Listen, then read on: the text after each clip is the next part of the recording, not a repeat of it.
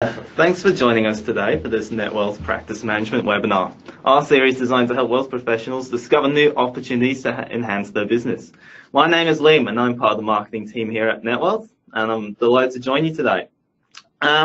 Fresh off touring around Australia as part of our Outside the Super Square Advisor Roadshow, we have our very own Keat Chew joining us today, along with his technical services partner, Nigel Smith, to share some of the key action points for advisors from the federal budget that was handed down on Tuesday. We do have 90 minutes scheduled for this webinar, but due to the nature of the budget, we may finish a bit earlier than that, but we'll see how we go. So before I hand it over to Keat, I'll just run through some quick housekeeping items. There is one CPD point available for attending this webinar. To receive this CPD point, you will need to have watched at least 30 minutes of this presentation. These CPD details will then be emailed to you within a week of this presentation concluding. If you don't receive it, please let us know at marketing@netwealth.com.au and we can sort it out for you. This webinar is also being recorded and you will receive a copy of this session as well as the slides in the same follow-up email. And if there's anything you would like to ask Keat today, you can do so via the taskbar on the right-hand side under the questions panel, and we will endeavour to answer as many as we can at the end of Keat's presentation. And if you enjoyed the session and wish to share something about it on the social media world, please include hashtag NetwealthInvest or @NetwealthInvest. Before we get stuck in, just a little bit about us. Nearing our 20th year, Netwealth is an ASX-listed company. We provide an online platform to support financial advisors with a wide range of financial products and services to help manage their clients' investments and superannuation. So partner with us, an award-winning platform to start running your business the way you want to, with key features that include a market-leading advisor and client portal, a mobile app to help you access key info on the go, a wide range of investment options, such as managed accounts and advanced transaction tools, a suite of detailed reports that can be tailored to your client and business needs, and access to unique insights designed to help you grow your business. Now, on to our speaker. As mentioned, we are delighted to have Netwealth's very own Head of Technical Services, Keat Chew, presenting, and his Technical Services Consultant, Nigel Smith, will be assisting with him. Our technical services team are responsible for the delivery of financial planning technical advice to Netwealth's network of advisors, and that's what they'll be doing today by presenting a little bit of information on the federal budget summary. So Keat, please take it away. Okay. Thanks, Liam, and good morning, everyone. We've got listeners from obviously different in the States and obviously Hong Kong as well, so might be a bit early for those in Perth and Hong Kong, but certainly look, it's good to have everyone online, especially given that many of you would have attended the roadshow, which seems sort of a distant past, but really for some of you might have only seen me a week or so ago, so it's good that you not had enough of me, so which hence you're online, and today we'll go through the federal budget, and thanks again, Nigel, for obviously working with me, and this year at least we worked through the night, but not as late as normally we have been, so it's good from that point of view. But on the other hand, I guess many people would have thought that there's not a lot in the budget, but I'm glad to say there's enough for us to have a chat. And in fact, there are some reasonable strategies coming out of that. And I guess just to start off, I would say, look, there's no sort of one single major change that you would sort of then plan totally around it, and the way I would sort of put it all together is think about all the additional strategies that as a result of the budget, and now we do have at this point in time, I think we do have a good collection of strategies on top of the ones that we're going to discuss with you today. Coming from Tuesday night. So the way to approach this is that despite the fact that we haven't got any major changes, but it adds to our collection of strategies, and together, I think at this point in time, we quietly. I'm confident that we have a number of strategies that can really work well for our clients with a bit of planning, in going forward. So let's have a look at what I'm going to go through with you today as the disclaimer. So a quick read certainly applies to this presentation for the next for this hour. For those of you who attend federal budgets, obviously I've done quite a number with Netwealth. That's the format.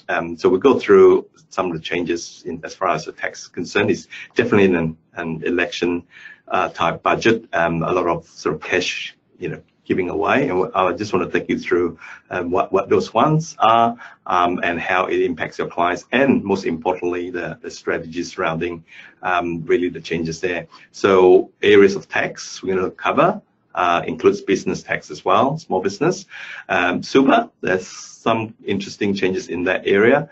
I'm glad to say not much on Social Security, but I thought I'd better put something in there as well, just to align with the usual format. But glad to say it's not a big section of the budget this time around. And just to round it all up, sort of a bit quick look at categories of people or that are winners and losers, just to quickly sum it all up. So that's the outline of the different parts that we're going to take you through. So let's start by looking at the tax side of things.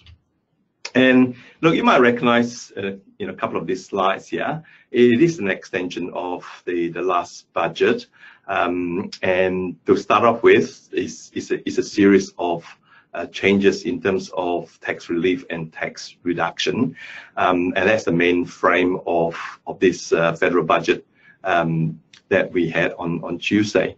So what I've got up there in terms of how this works, and you can see my little mouse thing running around, that's the current tax thresholds that we have. And in effect, when we compare to last year, that threshold of 90 actually changed from 87, but that's what we have existing.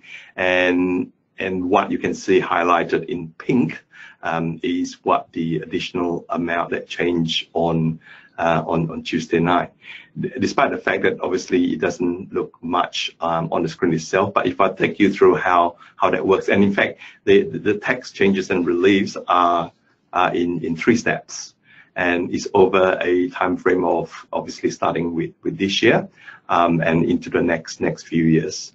And as I take you through it, then you will see that it is quite significant. And I'll point towards where the optimum or maximum amount that could be received by your client, depending on the sort of the income level that they fall under.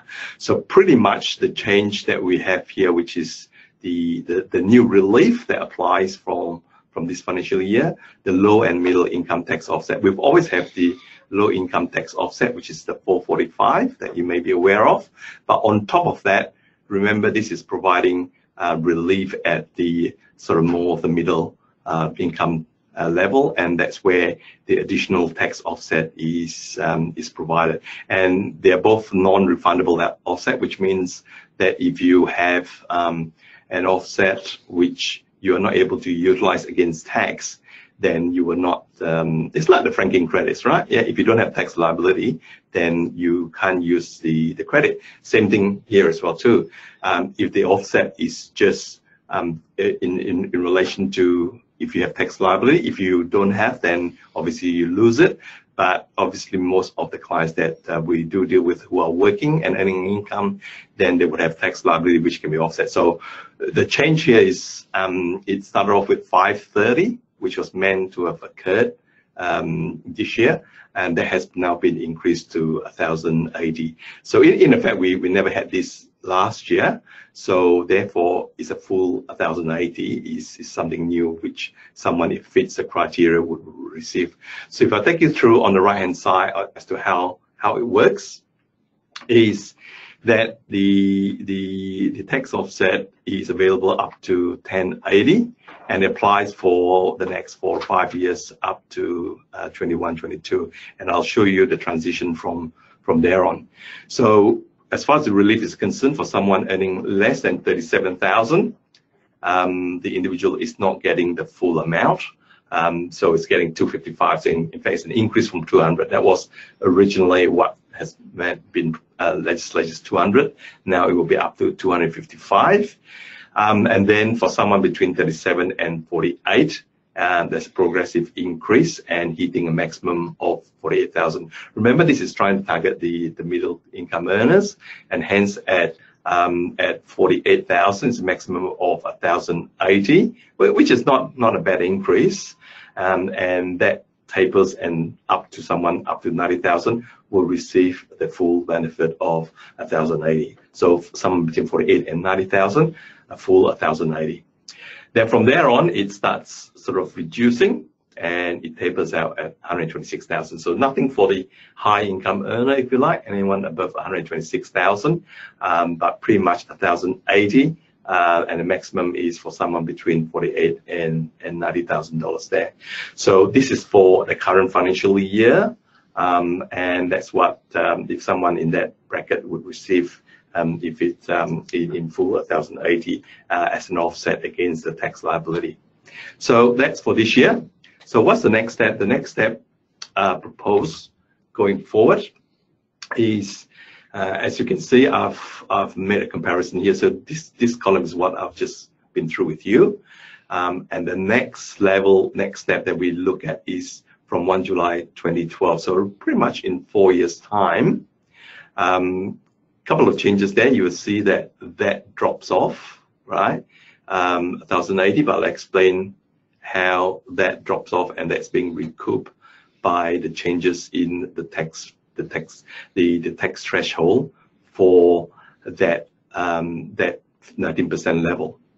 So if I take you to the right hand side of how does it work, then you can see that the low income tax offset will increase from the 445 to 700, and the proposal before legislature was 645. So in fact, it's gone up to 700, and the increased low income tax offset will reduce over that sort of income levels, and it will cut out at about 66,667. Yeah. In order to maintain the low and middle income tax offset of 1,080, so that the offset is taken off completely from 1 July 2022, but because of the increase in the threshold for the 19% bracket from 37 to 45,000.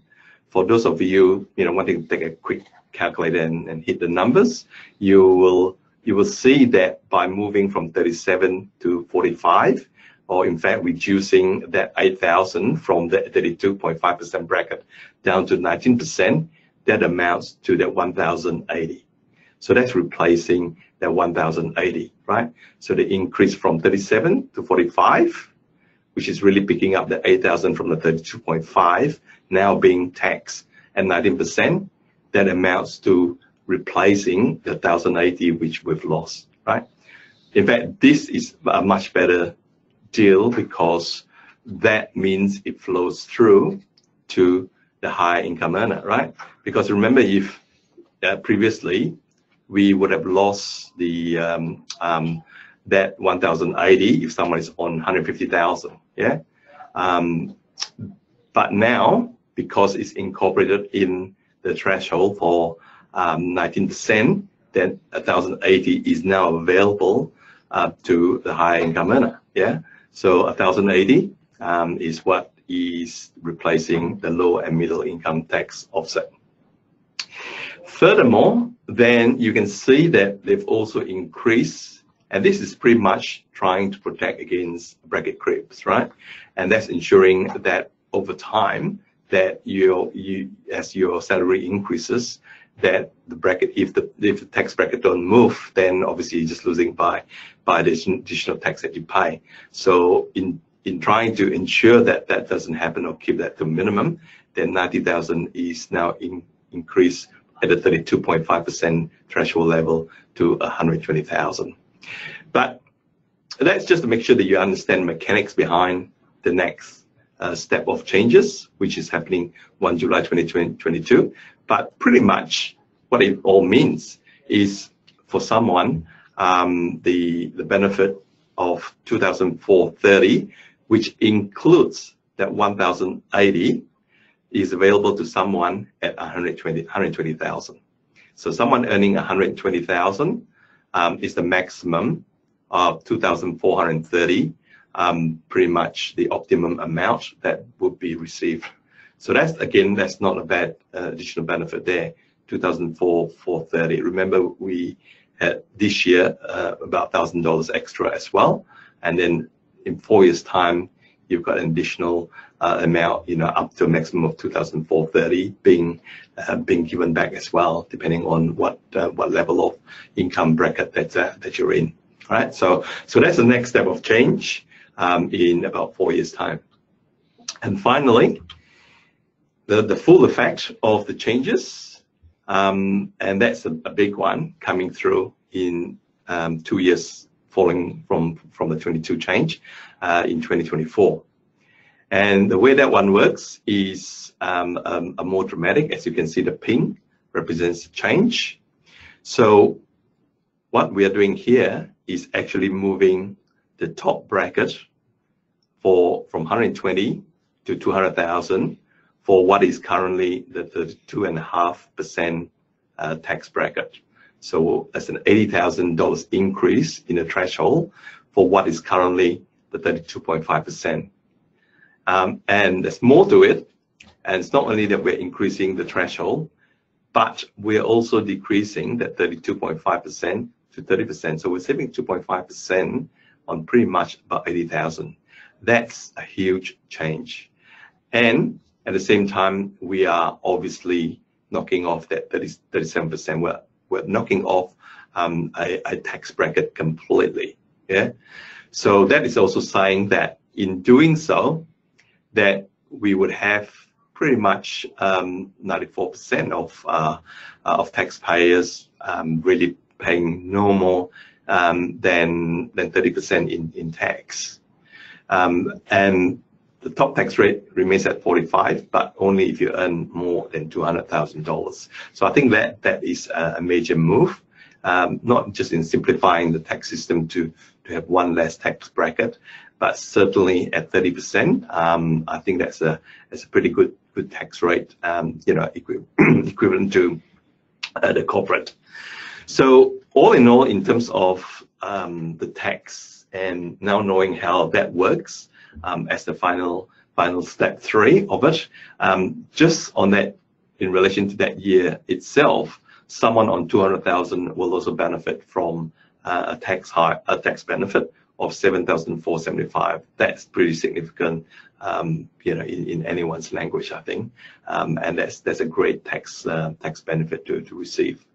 So just summing it all up in terms of the tax changes, look, immediate, obviously 1,008, but obviously immediate means when someone puts in the tax return for this current financial year, and that could be as early, if you do your tax return by October, at least an immediate potential saving of 1,080, and moving on from there up to about $7,000. So some of the considerations, if you're thinking about your clients, and which I would urge you to think, obviously the non-refundable tax offset and only available to non-tax residents. So for our advisors in Hong Kong, that might not be too much of a use. Certainly, it can only be claimed by sort of tax residents in Australia, and certainly cannot be used to offset any Medicare levy as well too.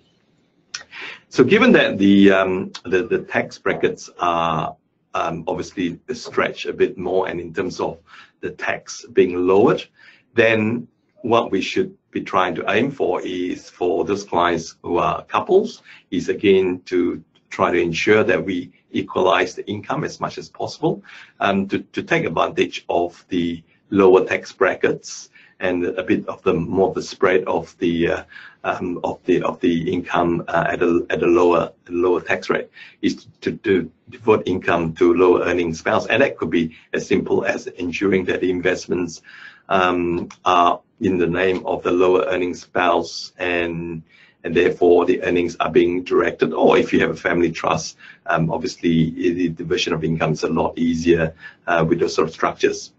Look, over the next few years, there'll be substantial amount of cash coming through and savings, as I've sort of shown the numbers. Let's ensure that it's not just the retail. Obviously, retail market, shopping and so forth requires a bit of help, but certainly we should also get our fair share of it. And just to ensure that if there are any savings, that part of it should be reinvested through super, if you like, or just invested into investments. Let's sort of think a bit further out from, if you do have extra $1,000, something as simple as, co-contribution to get the additional contribution from the government. Think about spouse contribution, which we're going to talk about later on as well too. Additional personal deductible contributions. And obviously, if it's $1,000, that could be done over, on a direct debit over every month and working up to be $1,000. Therefore, your client wouldn't feel it at the end of the year just to say, look, let's put in $1,000. So think about that, because we do have the benefits coming through, and it could be as high as $7,000 by 2024, and therefore we should plan ahead, put a plan to ensure that this extra tax savings, of course they can enjoy some of it, but certainly that could be reinvested, and certainly through super as well, and get sort of co-contributions and additional benefits from that. Now, given that 2024 is interesting in that the top threshold income don't start till 200,000, and up to that point in time, and in fact the highest rate is at 30%, and that's actually not a bad rate, I guess. Look, we do planning for clients whereby they're happy to pay a rate of tax of about 30%, and hence align with corporate tax rates. Or we always been looking at insurance bonds as well, that 30%, and of course we do all need to pay some tax as well. Given that we have a reasonable high level of income, whereby a 30% applies maximum, then it seems to me that we can then allow to have more assets outside super, given that up to 45,000 is still at 19%, and it's only beyond that is at 30%, which is not a bad rate in itself, and in any case. So let's think more in going into the future that perhaps we can actually have more assets outside super, and especially if we have one where estate planning could be an issue, then we have less of an issue trying to have the investment outside, given that 30% is not a bad rate that we could allow the earnings to be taxed. So think along that line in planning for again the next 5 or 6 years. So all up, I reckon they're very, very good tax benefits that's coming our way starting to this year, and there's plenty that we can work towards and aligning with our clients' requirements. So equalization, diversion of income, I think those are the ones that should come into your mind to take the maximum benefit from this plan of tax relief and tax reduction. All right. Let's move on to the next area, which is the small business assistance for small business. And I love this. I think instant asset write-off. We've had this for a number of years. In its original form, it's like $1,000, and we got very, very excited with that as well too. Now this is a big move, and I think this is a great help. This will push and stimulate the economy. Definitely, as we know, there are a lot of small business owners, and certainly cash flow is always a problem for them. And I think this is a big win, definitely a big win for small businesses. And let's not forget, when we talk about small business, it could be in terms of a company or a sole trader, right, running a small business. And when we talk about immediate depreciation of assets, so normally, as you know, if you purchase a capital assets, it needs to be depreciated over time, right? So you might be paying out $20,000, but in terms of tax deduction, it takes a few years for you to recoup that as a tax expense. Whereas what this is allowing you to do is to write it off immediately, and hence the tax benefit you would recoup obviously after you put in the tax return as a company or as a sole trader. So what this is allowing us to do is that if someone running a small business and purchase an asset, then the deduction is available immediately. It's done on an asset by asset basis. So if you buy 5 assets totaling under 30,000 each, we can write off all of them immediately in the same financial year. So in terms of the application, small business is always being applied on this basis for them. Turnover of less than $10 million will be defined as small business, but now it's being extended to medium-sized businesses, which means that if they have a turnover between 10 to 50, then they do now have this set of rules as well to benefit from. So it applies from budget night 7:30 p.m. and I like that. We don't have, it used to be a long time ago where we look at things that change at 7:30 p.m. and these days we don't have too many of this. It gets leaked out quite a bit, but this is one of the few times when if you have an asset purchase at 7:30 p.m. then you can then have that $30,000 immediate depreciation. So I'm not even sure office works open at 7:30 on Tuesday night at 7:30, but certainly anything purchased after that time, obviously from that date onwards, that are not exceeding 30,000, that will be deductible immediately. But prior to that, we had those. In any case, we had 20,000, and certainly back to 29th of January, we had an announcement to say anything from that date up to 25, and now we have a further improvement on 30,000. So let's not underestimate what this can do. I reckon this is significant, and I've just read, I think earlier today or this morning or yesterday, that car sales has been a bit not on the up for the last few months. So therefore, this might actually help that sector, and certainly that could apply as well for trucks or utes or cars being purchased at less than 30,000 to be written off if it's being used in that business. So anything more than 30,000, again, with small businesses, they have the benefit of it being put into a depreciation pool and depreciated at 15% in the first year and 30% thereafter. So you can see the immediate benefit of that is that if it's not for this immediate depreciation, then you take a few years to recoup that tax benefit back. And as part of these rules, then if your pool of assets itself is less than 30,000, then we could just write it off immediately as well too. So that is an added benefit as well for small businesses.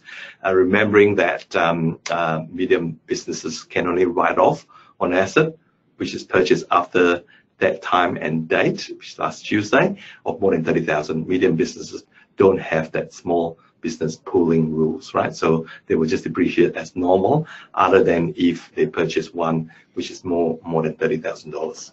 So that's the framework as far as how this instant asset write-off. So let's have a look at what we can do with it. And I've got a table just to summarize that, just if we didn't quite get all what I've said on the last slide.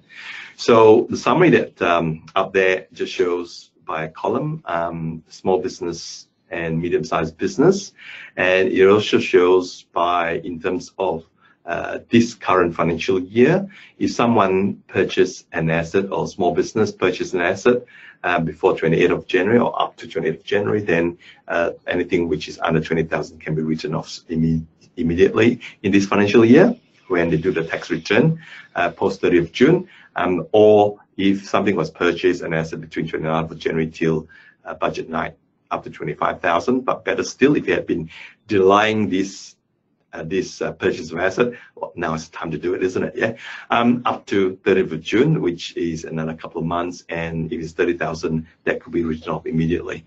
Medium-sized business didn't have that benefit before, so they can do it now up to 30,000. But remembering as well too, this is only up to 2020, so look, we've got just under 2 years to do all this. But again, plan ahead if you are running a small business or if you have clients who are actually in small and medium-sized businesses. So I think it's a great incentive because what this advanced depreciation provides is additional cash flow upfront for the business, and remembering that it could be a company or sole trader. And of course, this additional cash timing-wise could be reinvested into the business, but on the selfish point of view, from as far as our industry is concerned, this additional cash or upfront cash could also be used to fund additional employer contributions. If your client works on the basis of their own private company, perhaps, and they're being employed by the company and fall under this criteria, then they could be used to fund additional employers' contributions, or but otherwise, as a sole trader, this could be used as a personal super contributions as well, deductible contributions. Yeah. So if one is thinking about obviously benefiting from this, then the shortest time is obviously to purchase it now to maximize the claim. So pay in June and obviously get the benefit immediately soon after, when the tax return is included. So look, I think this is a great benefit and certainly a great incentive, and that should benefit a lot of small and medium-sized business for this year and next year. So I'll leave you with that one to think about for your clients. Medicare levy changes. This is the standard one which gets sort of indexed up every year, so no difference. And I thought I'd just remind you, at least for what the thresholds are, and it's useful for planning. And I'll show you, and I'll discuss why I think it's critical to also know that what the thresholds are or have been increased to. So this applies this financial year. So it's been increased to 22,398 from 21,980.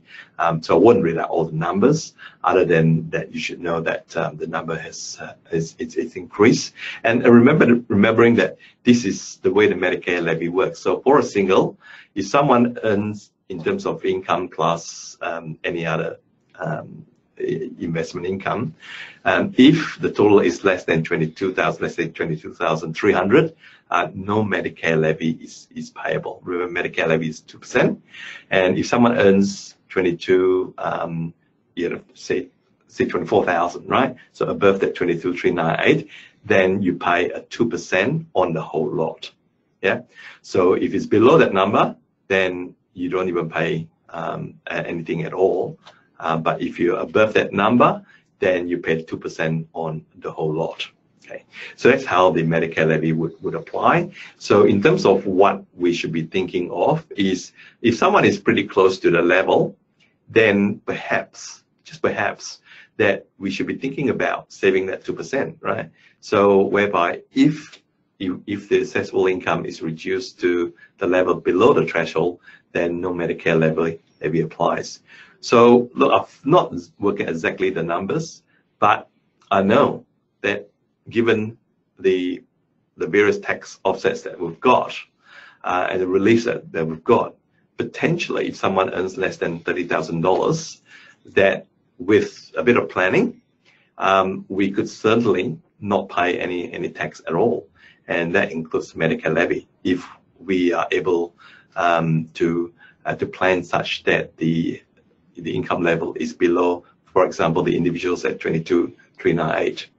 Now, other than the reliefs and obviously the offsets that are available, then deductible expenses are the ones that you should be thinking of to reduce the assessable income, both for the tax point of view and for the Medicare levy as well too, reduction. So one of the main one, as you know, is the personal deductible contributions. And we know that the 10% rule is no longer there. So someone employed can now make additional personal deductible contributions to bring their income level from somewhere, let's say, for example, someone at 27,000, by putting in $5,000 of personal deductible contributions, would bring that down to 22,000, which is under the Medicare levy threshold, Yeah, but obviously be careful because we do have tax offsets that we could potentially utilize, and we don't really want to get it down to a level where there's no tax and we could not use the tax offsets. So it's pretty much trying to ensure that we claim the maximum tax offsets, as well as obviously reducing enough the assessable income, such that we optimize the Medicare levy that we pay, but at the same time reduce the tax payable and obviously utilize the tax offsets as well, and not to lose the tax offsets. Yeah, so something for you to think about. And look, in the next 6 or 12 months, I might just come up with an example to show you exactly how potentially how that could work. But it should, if you think about your clients and play around with the numbers there. So that's the Medicare levy changes that you should be thinking of, and how to optimize the position for your clients. So let's leave tax behind and look at super. Obviously, we don't have as many changes as back in 1st of July 17. So it's obviously a time that we prefer not to sort of try not to remember too much, and the 18 months that we had in terms of trying to put all this in place. But good that we've got some additional improvements on it. Remembering that what I said at the start of the presentation is, look, it's not a major change, but we have a number of strategies already in the bag, right? So therefore, this is an addition to the ones that we know of, and moving forward is really thinking about a number of strategies that you overlay on top of each other for your clients to achieve the maximum advantage. So there's a number of strategies that you need to think about, and perhaps not just in a single year, but planning for the next 3 or 5 years, and together over that period of time to optimize the amount that you can receive in True Super. So this is a great change. Obviously not quite one that we were hoping for, that we had when 1st July came in 17, whereby there was a proposal of no work test. That would have been great. We were a bit excited for a while there, until that was obviously not on its head. So this is a second prize, if you like, but I'll take it anyway. So the change there is from 1 July 20. As you know, the work test is still required now for someone up to beyond age 65. So for someone who is under 65, no work test is required. But the day that someone turns 65th birthday, any contributions that is put in, we will need to ensure that a work test is met for that contribution. So what this is allowing us to do is to say, look, from 1 July 2020, which is not long, which is only next year, then there is an extension of time that allows you that if someone's over 65, no work test is required for contributions to be made, voluntary contributions, and that applies to both concessional and non-concessional contributions. Yeah, of course, if someone works and get SG, that's never been any problem, right? If someone is working part-time over the 40 hours in the last 30 days, consecutive days, then that's not a problem too, right? But this is talking about if someone is, for example, retire, then this is an extension of 65 and 66. So pretty much is the day before someone turns 67, that under this proposed rule, that contributions could actually be made, right? So two lots of 12 months, if you like, 65, 65, 66, and day before 67th birthday. Now, we got a bit excited too in reading through the budget paper. And I was trying to get word for word of the paper, and if you read that the second line in blue there, it is sort of linking it to the work test. But as you know, there are two separate tests, right? When we talk about a work test, we talk about work test for someone making contribution age 65 onwards.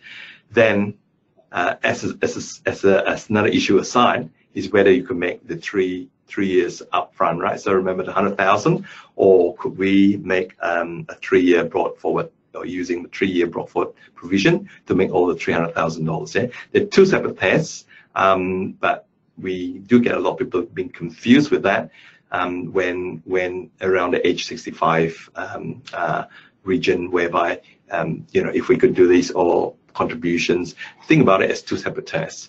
So as you know, with the 3-year provisions as it currently stands, is that if someone is around age 65, then remembering that at 1st of July in the year that you turn 65, if you have a 1st July, if you are 64, then you could actually invoke the 3-year provision and pay the whole 300,000 there, or commence the 3 years brought forward, which means that if you had 150,000 that you pay and age the next year forward, you could put another 150, completing the 300,000, provided obviously you meet the work test under the current rules.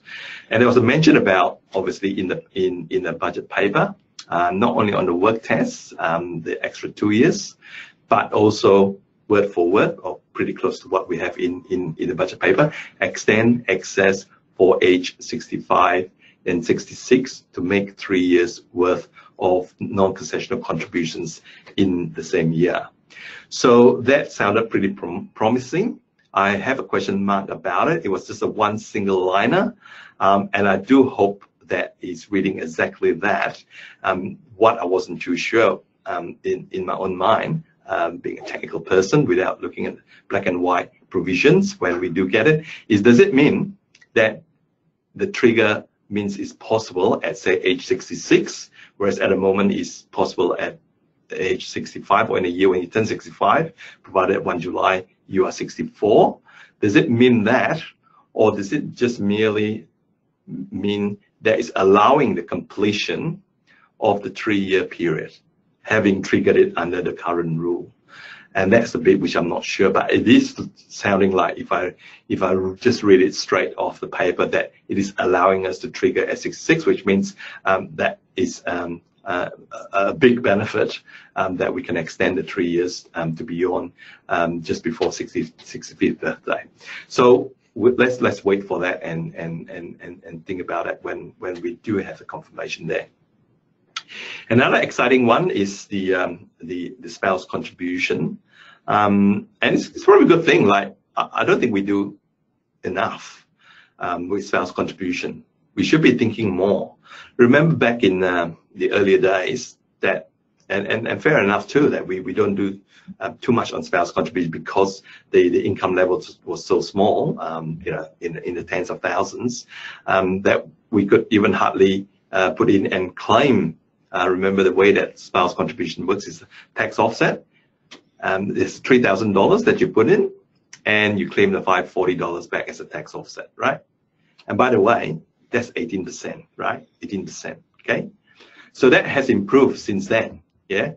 Now that it's up to like $40,000 income, the spouse, before it cuts out. So therefore, that gives us a huge amount of scope for putting in those contributions. So it's good to sort of have an improved condition now, and we can think about it again, and which we haven't been for a while. So what the change is proposed here is that spouse contribution at the moment is only available to age 69. So you couldn't do it for someone, 70, 71. But the proposed change here is that it will be allowed up to age 74. Obviously, again, subject to new rules coming in, then you do need to meet the work test because it is contributions. And obviously, overlying the proposal about no work test required for 65 and 66, then again, work test not required up till age 66 there. But let's not forget too, spouse contribution, there is a condition requirement that your TSB, your total super balance, should not be over $1.6 million at the last 30th of June, the last financial year. So those are the 3 changes there. Not major, but I think we can do something with it. And I'll put it into my collection of strategies that I can just pull out, right, of my magic box, and together with others, we can do a lot with it. Yeah. So let's have a look. Now that we understand, or at least you do, well, I did since budget night, but now you do, is to think about how we can put this together. Yeah. Remember, we've got this magic box here of a number of strategies. So just thinking about this work test, thinking about this spouse contributions, and this additional time frame that we can now take a tax deduction. Let's not forget it applies to deductible concessional contributions too, and also NCC. And to put it in the perspective as well, when I talk about flexibility, additional time frame, is, for example, say someone is 66 years old, right? So we always think about 12 months from your 66th birthday, because that's what it says, right? You could pay in when you're 66 without the work tests. But let's not forget, a 12-month period really straddles potentially over 2 financial years, right? And when we talk about contributions, 100,000, we talk about 100,000 per financial year. So unless your birthday is, you turn 66 on 1st of July of a financial, which is really unfortunate, right?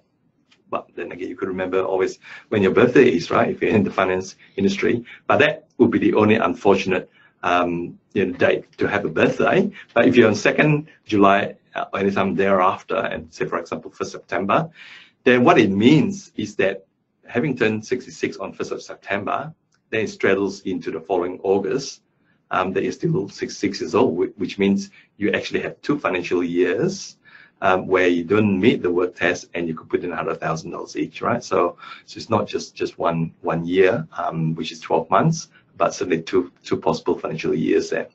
And in terms of the contributions, obviously NCC, but let's not forget the concessional contributions. And that could still be useful even if someone is retired already, and that is if we have investment income that we use, or we could have a capital gains that capital asset that we dispose of. And in effect, we could also utilize the 5-year unused concessional cap as well, carry forward. So 5 times 25. And including a 25,000 in that year too. So look, I'm overlaying a number of strategies here to make sure that we optimize the position for our client. Now, I've started mentioning the 3-year brought forward rule. I'm sort of mildly excited at the moment, but I just need to confirm that. I need the legislation to confirm is exactly as how we believe it works, that it can be triggered beyond the current rule. Yeah, so as a separate exercise to the work test. Now, on top of that, let's not forget the downsizing contributions too, right? So that can be pretty much in any age, right? There's no, well, so long as you're age 65 and over. So downsizing contributions. So we're going to overlay that on top of that as well. And the other one, which obviously will be starting fairly soon, 1st of July, is that work test extension. Yeah. So for those of you who might have forgotten that other one, which is again, it applies for under current rule if you're over age 65, and let's say you're 67. Yeah. So you need to meet the work test rule. So you made it at 67. That actually allows you in the following year an extension of additional 12 months, whereby you don't need to meet the work test. So really, we've got the additional, well, once we get a new one coming in, so there are 2 separate sort of work or no work test, and one where you do have a work test and get 1 free work test year. All right, that's really what it means. But obviously attached with a couple of conditions there as well too, which you should be aware of. Now, I started mentioning about spouse contribution too. So let's not forget that should be considered in retirement, especially now if that's going to be extended beyond age 69. Remembering that obviously subject to work test and meeting the conditions such as $1.6 million or less in TSB, then we could be thinking of it as part of a recontribution strategy, right? And estate planning, we could be pulling the money out from the other spouse and, recontribute to the one receiving it. And the main, obviously, the benefit of that is what I've got up there, a guaranteed 18% return on contribution, right? And if you can do it year on year, yeah, and in fact you could do it to each other as well, right? So there's no requirement for employment income. It's not like government co-contribution, isn't it? Yeah, where you need the employment income.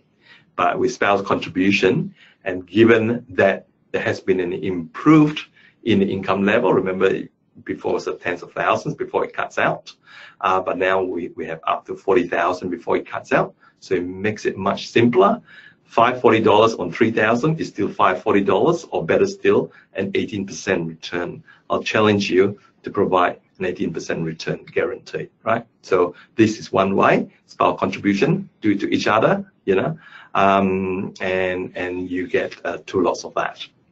Okay, so all up, I think, look, we've got a number of crossover strategies. As I say, there's no major one that I could really push forward, but I think I'm sort of quietly happy that I have now a bag of strategies, which includes the ones on Tuesday night, and it's a matter of ensuring that when we look at clients, we plan ahead, and not necessarily just for the current year, but it could be 3 or 4 or 5 years ahead.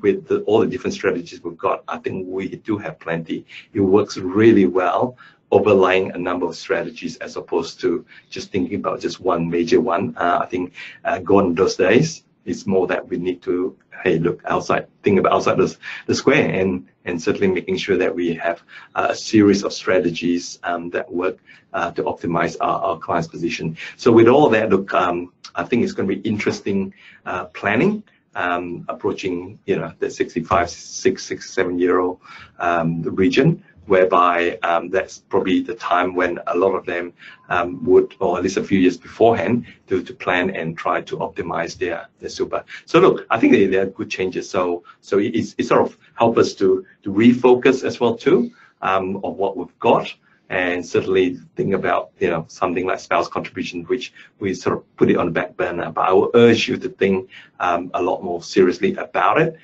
even in retirement, and certainly as families and as your clients goes through their earlier years as well too. So I'll leave you with that one, which I think should work pretty well for your clients.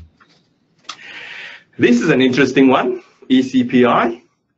I thought I could leave all this behind, right? For those of you who are into SMSF, and remember our pain as well back 1st July 17, and remember our roadshow. We had a big segment of this on this. I had separate meetings and lots of meetings, and a long time on phones as well, just talking about ECPIs and trying to carve out the best possibility given the change back in 1st of July 17, right? So I thought I've seen the last of it, and then the rest leaving it to the accountants to deal with over the next few years. But boy, things do change in a dramatic way. So basically what they're saying, and if what I can read is right, and I couldn't see any other way of reading this, is from 1 July 2020, super fund trustees, they didn't say self-managed, but I presume that's what they mean.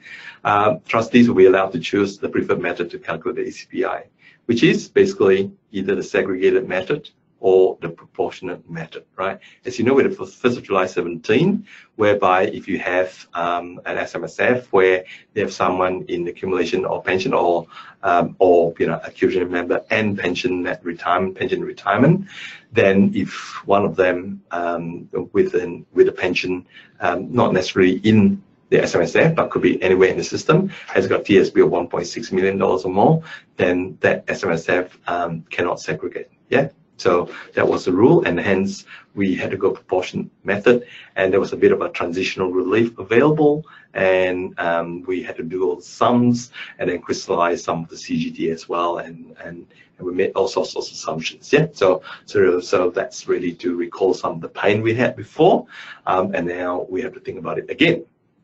But before we look at thinking about the impacts and the strategic consideration. The last point on there is, yeah, look, it made no sense that what we've got at the moment is an actual certificate no longer required when the whole fund is in retirement phase pension. So that should have been in place a long time ago, but it's good. It's never too late, I guess, to change that. So that one is easy and save a few dollars there as far as actual certificate is concerned. So let's have a look again on this, what I can see as a reversal for SMSF. I guess, the last few months SMSF have been in a firing line, especially with the franking credits. This is perhaps a little bit of good news for them as far as reversing what we thought was an issue back in July 17. And in fact, some of the things that we did back then, moving from proportionate to segregated, segregated to proportionate, had a permanent impact. So we really need, given that we are now back to that flexibility, that we need to think about if we could go back to segregation, if that would benefit the fund members. So we need to think about on a fund by fund basis and think about what we've done back a few months ago, 1 July 17. So some of them we will reset the cost base. And we'd have some dim disposal. If we had some dim disposal on assets listed, then the deferred gain, as you know, will crystallize. So we have deferred gain calculated at that point in time, and that will crystallize. That cannot change on the subsequent disposal of the asset.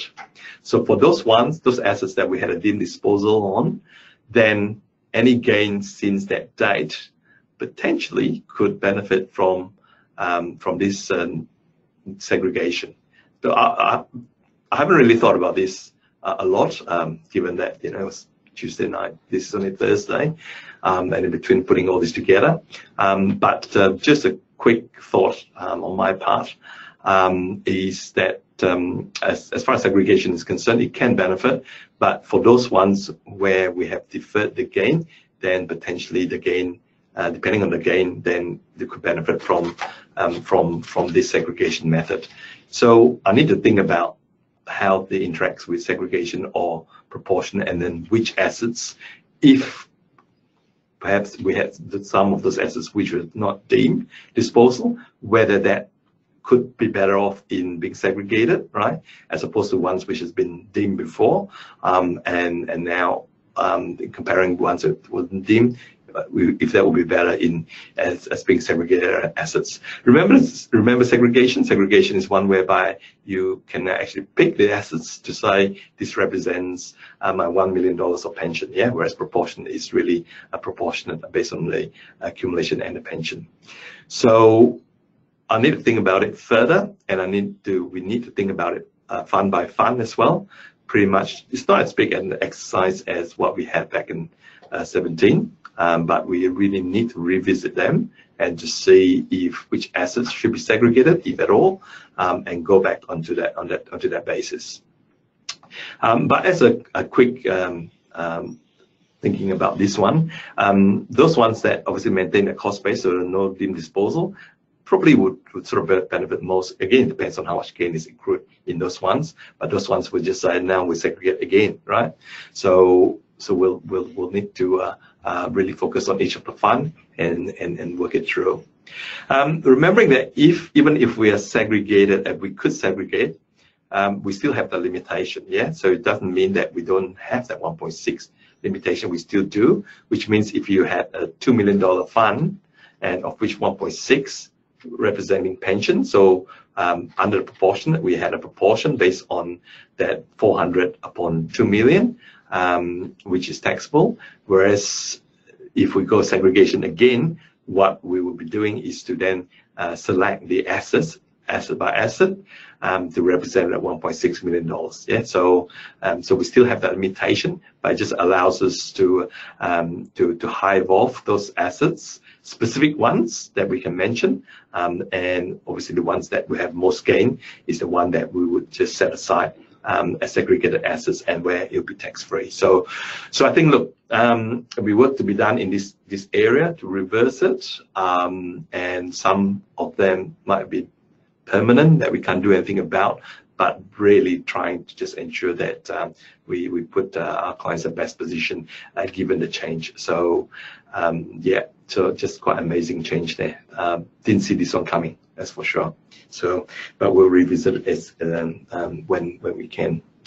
Okay, so let's move on to Social Security. So pretty much nothing much I need to say on this one here, but just to put something in Social Security section. So energy assistance payment, 75 and 62.5, not that excited. But interestingly, the types of qualifying payments, and just as only of late last night, they've decided to back down and actually include New Start allowance as well, recipient. So all those payments and New Start allowance will receive one-off payment at 2nd April. So nothing that I need to think the impact there. And so let's move on to really almost summing up. So winners and losers, as far as I can see, the winners, low and middle income earners and the families as well, older Australians, because we had some of the super changes. I think a big winner is certainly the small and medium businesses. And as I said, don't underestimate that. I've seen that immediate depreciation actually kicks things along, right? So they do kick things along. So watch out for obviously additional cash that is coming through from small businesses as a result of the tax relief as well. You know, let's get our share. Obviously, it benefits our clients as well into investments and into super.